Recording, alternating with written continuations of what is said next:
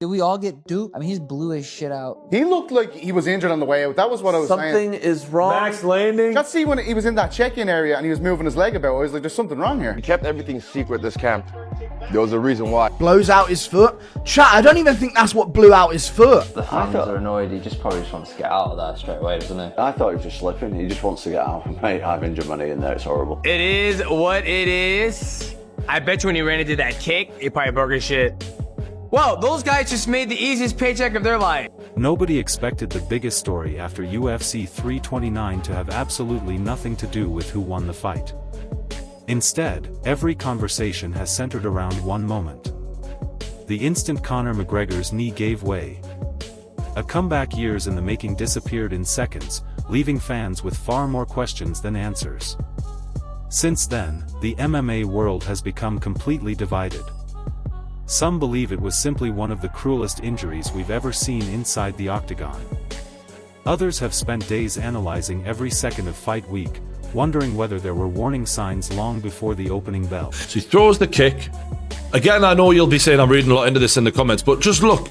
Boom, and then it's like a little stumble back. Like, it's not conclusive proof that there was anything wrong, but it's not McGregor at 100% either. Like, that doesn't look great. And then the third time he throws it on the footage, boom, and then he walks away. So we don't actually see McGregor in full flow, like kick, kick, kick, kick, like hammering the pads, or it's almost like, and I'm not saying that this is the case because it's hard to know, when they needed their footage, he's like, all right, let me do the kick I'm going to do. Do you know what I mean? Like, potentially that's possible. Because this kick and then him walking off doesn't prove he was fine to me. I know a lot of people are saying, oh, well, he threw the kick on the pads. Aye, and then he walked away immediately. Like, he did three. It's very possible that there was a tear that was bad enough to not be able to win a fight, but that he was still able to pretend for a minute. Very possible. Fighters have done this for time, by the way. Had the man weak in the knees, I guess, so.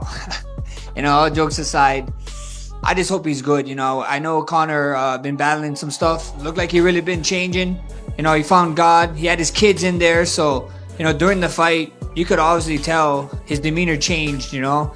And I was, you know, shout out to the ref. I was trying to tell the ref sooner, you know. Like, this guy's kids is front row, you know. I don't want to see him take unnecessary damage. They'll exchange with him and he'd shoot in. What's happened? Oh my God, McGregor's done already. Well, he's finished. The new boy is in town. The main man's here. Know what I mean? I can become the face of the organisation now. But, yeah. Great, what a performance from me. Don't want to blow smoke up my own ass, but what a performance. Conor McGregor starts the fight. He's got a fucking mohawk. Why not? And what does he start the fight with? I predicted it would be a spinning back kick to the body.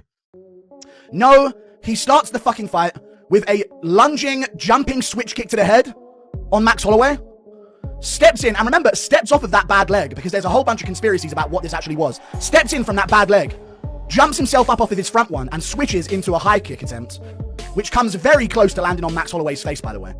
Lands on this leg here. The fight's basically over, dude. Whatever side you fall on, one thing is undeniable. This has become one of the biggest talking points in recent UFC history.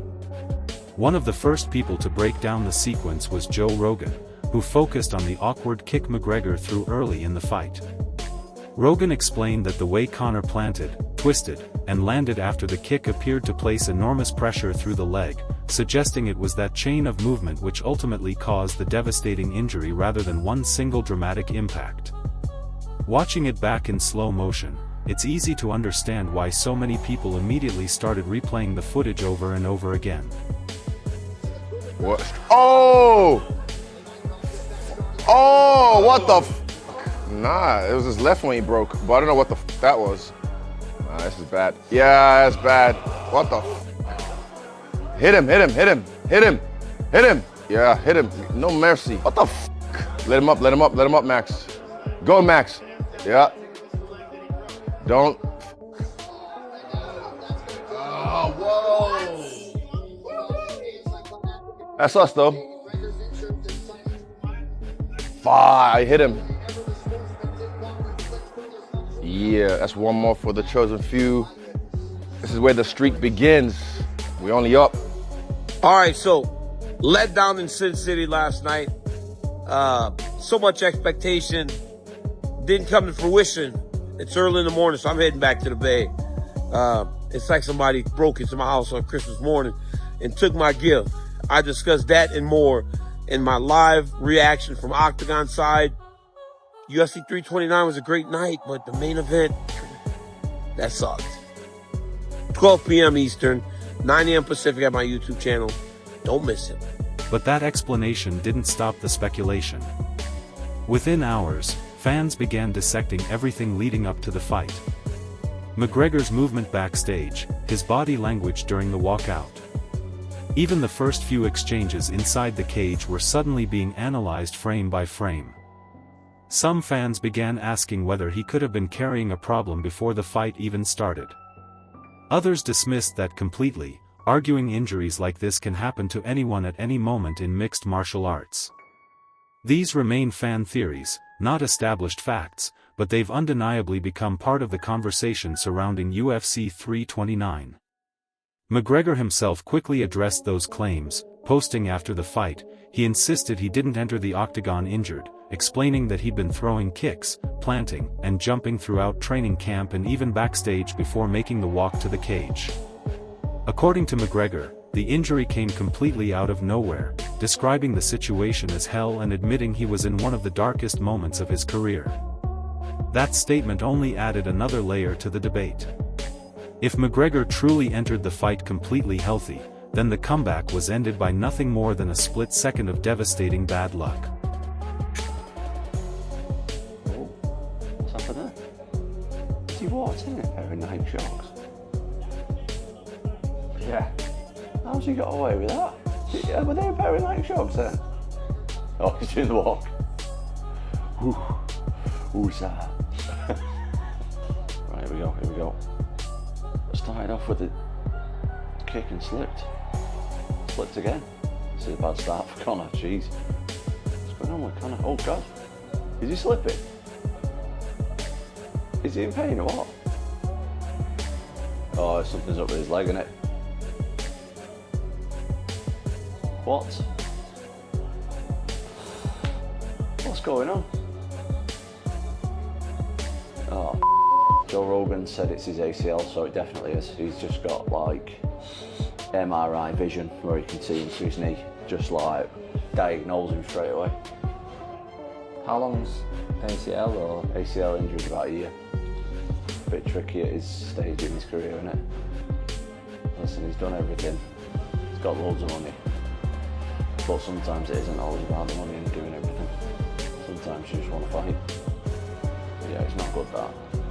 The face-off that day is at 80 million views. So if there was a pre-existing injury, somebody would have noticed it. He was limping, put his shoes on, he ran right at him. I don't think there was. Anything is possible, but he sure didn't look like it. And for 80 million just on my accounts, that number's got to be massive. Nobody noticed anything, so there you go. Did he know that before he stepped foot in the cage? Because people are looking at all sorts of footage online now and going, was his knee fucked before he even got in that cage? And did he know that this was a complete waste of time before the bell even rang? But if you're someone who believes there may have been subtle warning signs beforehand, it's understandable why so many fans continue to replay those opening moments, searching for answers. The truth is, nobody outside McGregor and his team knows exactly what he was feeling before that cage door closed. The reaction from around the MMA world was immediate. Dana White described the ending as heartbreaking after so much anticipation.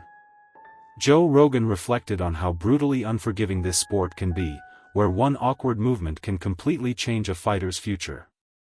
Dustin Poirier spoke about how disappointing it was to see such a huge fight end before it really began.